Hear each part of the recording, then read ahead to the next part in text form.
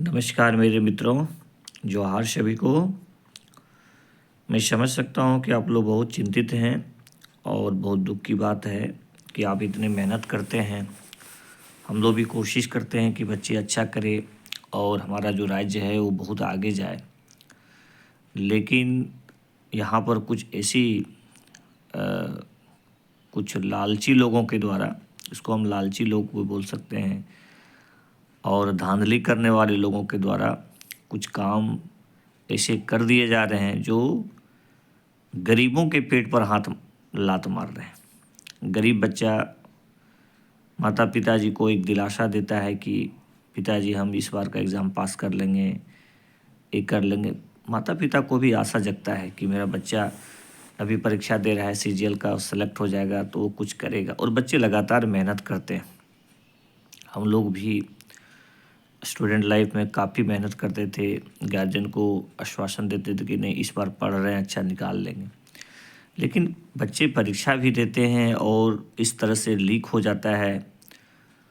आप ही के आसपास के कुछ बच्चे जो मेहनत नहीं कर रहे हैं लेकिन वो सेलेक्ट होने का दावा कर देते हैं, तो इससे मनोबल टूटता है।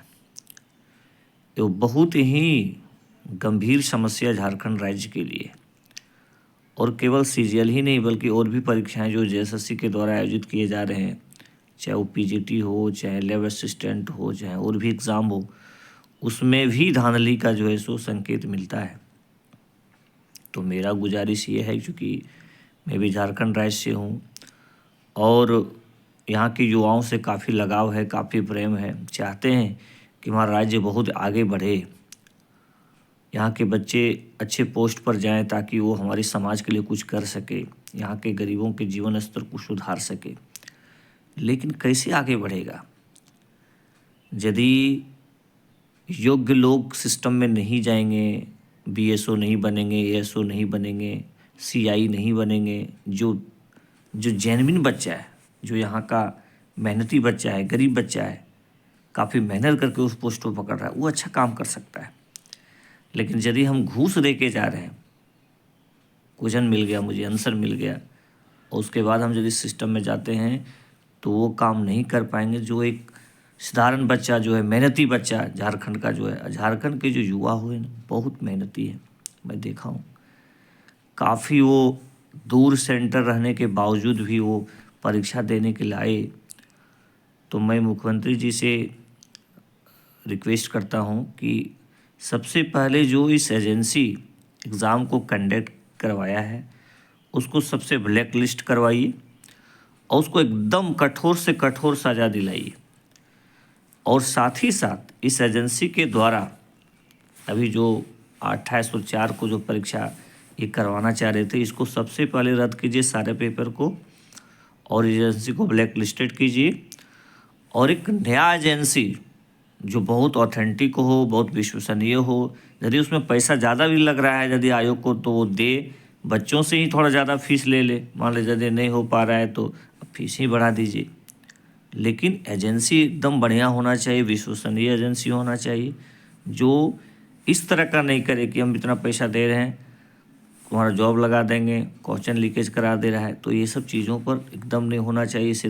इससे राज्य का बदनामी होता है। आप मुख्यमंत्री हैं लेकिन आप ही का बदनामी होगा, आपको चुनाव में इसका नुकसान भुगतना पड़ेगा।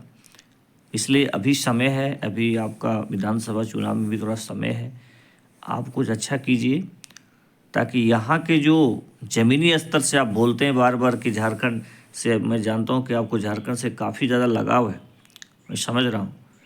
लेकिन लगाव रहने से क्या होगा जब यहाँ के लोग ही सिलेक्ट नहीं होंगे, यहाँ के मेहनती बच्चे सिलेक्ट नहीं होंगे।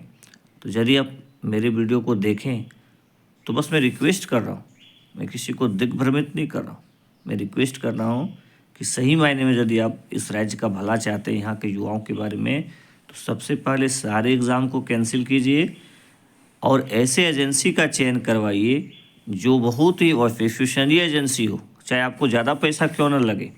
मैं तो ये भी सजेशन दे रहा हूँ कि आप एग्ज़ाम फी थोड़ा ज़्यादा ले लीजिए, कोई दिक्कत नहीं है, लेकिन यहाँ के युवाओं का रोज़गार मिलना चाहिए, क्योंकि यहाँ के युवा बहुत मेहनती, बहुत दुख करके, बहुत कष्ट झेल करके कम खाना खा करके बच्चे पढ़ाई करते हैं दिन रात। मुझे बहुत दुखी हो रहा है। मैं 2 दिन वीडियो नहीं बना पा रहे थे इस दुख में कि हम क्या बनाएं। तो बच्चों को प्रोत्साहित करते हैं कि पढ़िए, अभी जेपीएससी आया है, जेएसएससी आया है, आपका जॉब लगेगा, चांस को छोड़ना है, फिर हम क्या बोलें। तो मित्रों, आप लोग मनोबल को नहीं हारिएगा, आप लोग लगे रहिए। अभी 11 जेपीएससी है, उसका 17 मार्च को एग्ज़ाम है, तैयारी में लगे रहिए, ठीक है। आपका सिलेक्शन होगा, आपके अधिकार को कोई नहीं तो ले सकता है, ठीक है। आप इस राज्य की सेवा करेंगे, मुझे पूर्ण भरोसा है। आप में वो एबिलिटी है, वो क्षमता है, ठीक है। तो जो लोग आंदोलन कर रहे हैं, जो उनका सहयोग कीजिए, और निश्चित रूप से चाहे आयोग हो चाहे सरकार हो, आपके बारे में ज़रूर सोचेगी। मैं जानता हूँ कि ये जो लीकेज हुआ है इसमें प्रशासन में कोई दिक्कत नहीं है, सारा बढ़िया एग्ज़ाम करवाने का प्रयास किए, बहुत बढ़िया किए, लेकिन ये एजेंसी का बहुत बड़ा फॉल्ट है जिन्होंने इस तरह का काम किया है और पूरा राज्य का बदनामी करवा दिया, हर जगह अभी छा गया इस न्यूज़। तो मित्रों, आप एकदम मनोबल को आपको तोड़ना नहीं है, न कोई गलत कदम उठाना है। इस साल आपको कुछ न कुछ होगा, निश्चित होगा। अब हम समझ रहे हैं आप कितना फ्रस्ट्रेट हैं, एक एग्ज़ाम के लिए आपको इतना लंबा समय इंतज़ार करना पड़ रहा है। तो बहुत जोहार मित्रों, और बहुत बहुत धन्यवाद। आप मेरे चैनल को लाइक करें, सब्सक्राइब करें, निश्चित रूप से अच्छा होगा, ठीक है। ऑल इज़ वेल, अच्छा होगा, आप चिंता ना करें। Thank you so much.